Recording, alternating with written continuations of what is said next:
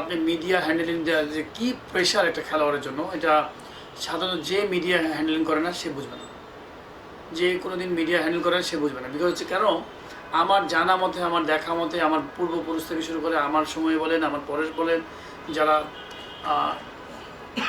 Toss করতে যাওয়ার সময় যে জিনিসটা কথা বলতে হয়, আফটার টস যখন ম্যাচ জিতার পরে বা হারার পরে যখন আপনি মিডিয়াকে, বিদেশি মিডিয়াকে যখন আপনি ফেস করবেন, তখন কিন্তু ক্যাপ্টেনের জন্য একটা বাড়তি প্রেশার কাজ করে।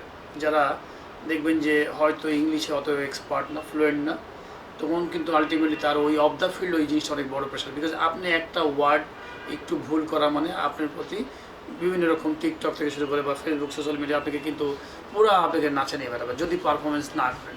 পারফরমেন্স করলে তো কোনো কথা আপনি হয়তো হাইড করে গেছে, বাট এটাই কিন্তু 6 মাস পরে, 1 বছর পরে আবার দেখা গেলো যে ঘুরতে থাকে। আমার কাছে মনে হয় Liton Das as a player super skill player. Liton দাসের যদি আপনি 40, 50, 60 রান কথা দেখেন, কি কোয়ালিটি প্লেয়ার। আমি তো খুব বিশাল ভক্ত লিটন দাসের। বাট প্রবলেম হচ্ছে লিটন দাস কিন্তু লিটন দাসের মতো পরিপূর্ণতা পায় নাই। যদি বলেন যে ওর যে কোয়ালিটি, ওর ধারাবাহিকতা হওয়া ছিল, কোয়ালিটি হচ্ছিল, কিন্তু কেন জানি একই জায়গায় থেকে গেছে যে 10 ম্যাচের মধ্যে ধরেন 1 ম্যাচ বা 2 ম্যাচ রান করবে, 3 ম্যাচ ম্যাক্সিমাম রান করবে, দেখবেন যে 7 ম্যাচ নাই, একটা সুপার 70 পাশের করবে, তারপর দেখবেন যে ধারাবাহিকভাবে হতে দেখা গেলো যে 5, 10, 15 এর মধ্যে। কিন্তু অনেক আজকে লিটন দাসরা যদি ভালো পারফর্ম করতো, সৌম্য সরকাররা যদি ভালো পারফর্ম করতো, তাহলে বাংলাদেশ টিমের আজকে এই অবস্থা হতো না। আমার কাছে মনে হয় আরও বেটার পারফর্মার বাংলাদেশ হতে পারতো।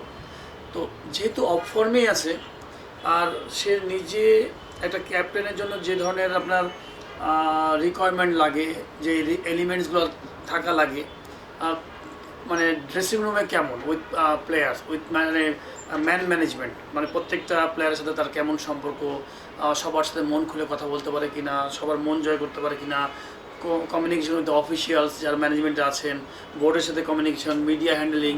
তো এই জিনিসগুলো আমার কাছে মনে হয় যদি ট্রুলি বলেন, অনেকে হয়তো হাইড করে চলে যাবে, কিন্তু আমার কাছে যদি বলেন, আমি সত্যি কথা বলতে পছন্দ করি যে একটু মাইনাস আছে অনেক। বরঞ্চ লিটন দাসের যে বেস্ট পারফরমেন্স নেওয়া উচিত ছিল ব্যাটিং এবং কিপিং থেকে। যদি তুমি রিল্যাক্স, তুমি এনজয় করো ব্যাটিং এবং কিপিং। বরঞ্চ যে মানুষরা ক্যাপ্টেন্সি করছে, যাদেরকে নিয়ে ফিউচার প্ল্যান আগে থেকে অনেক দিন ধরে হয়ে আছে, যারা হ্যাবিচুয়েটেড একদম অরিজিনে, তাদেরকে দিয়েই করানো করলে ভালো হতো আমার কাছে মনে হয়। সেকেন্ড হচ্ছে শেখ মেহেদী। দেখেন এখন শেখ মেহেদী ভাইস ক্যাপ্টেন, খুবই ভালো কথা, খুবই হ্যান্ডি প্লেয়ার টি-20-র জন্য। বোলিং অবশ্যই ভালো করবে আমার ধারণা, সব লেভেলেই ভালো করবে, ভালো ফিল্ডিং করে, ভালো ব্যাটিংও করে, পিছন দিকে মাঝে মাঝে উপরে টপ অর্ডারে ব্যাটিং করে।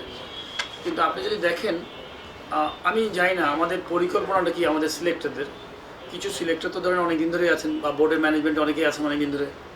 তার মানে কি আমরা কোনো পরিকল্পনাই করিনি ভাইস ক্যাপ্টেন কী হবে ভবিষ্যতে?